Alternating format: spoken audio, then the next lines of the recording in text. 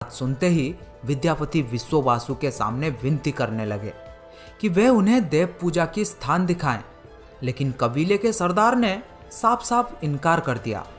विद्यापति उसी गांव में कुछ दिन के लिए रहने लगे। कुछ ही दिनों में उन्हें विश्ववासु के बेटी ललिता से प्यार हो गया और दोनों ने शादी भी कर ली। शादी के कुछ दिन बाद विद्यापति ने अपने पत्नी को नीलमाधव की सिर्फ एक झलक दिखाने के लिए अपने पिता को मनाने के लिए कहा। अब बेटी की जिद को देखते हुए आखिर विश्ववासु भी मान गए, लेकिन एक शर्त पर कि विद्यापति के आंखों में पट्टी बांधकर लिया जाएगा। पर विद्यापति बड़े ही चालाकी से अपने साथ कुछ सरसों के दाने ले गए थे और गुप्त गुफा तक पहुंचने के रास्ते को याद रखने के लिए रास्ते में सरसों के दाने गिराते गए। गुप्त गुफा में पहुंचने के बाद जब विद्यापति ने आंखों से पट्टी निकालकर नीलमाधव की दिव्य छवि को देखा, तब वे उन्हें देखते ही रह गए। गुप्त गुफा से लौटकर विद्यापति ने राजा को सब कुछ बताया और राजा ने भी अपने प्यारे भगवान के दर्शन के लिए तुरंत निकल पड़े। लेकिन जब राजा इंद्रद्युम्न विद्यापति के साथ गुप्त गुफा में पहुंचे, तब उन्हें वहां कुछ नहीं दिखा। नीलमाधव अंतर्ध्यान हो चुके थे।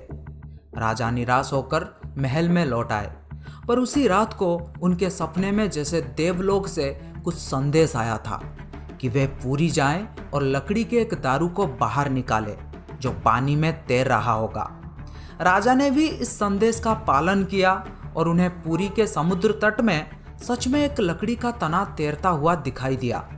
लेकिन राजा के सेवकों के लाख कोशिशों के बाद भी कोई भी उस लकड़ी के दारू को उठा नहीं पा रहा था। अंत में कबीले के सरदार विश्ववासु के सहायता से उस दारू को महल में लाया गया, परंतु उस लकड़ी के दारू में से कोई भी कारीगर नीलमाधव की छवि तराश नहीं पा रहे थे। कहते हैं कि जब इस काम को करना नामुमकिन हो गया, तब देवताओं के शिल्पीकार श्री विश्वकर्मा एक बूढ़े बढ़ाई के रूप में प्रकट हुए।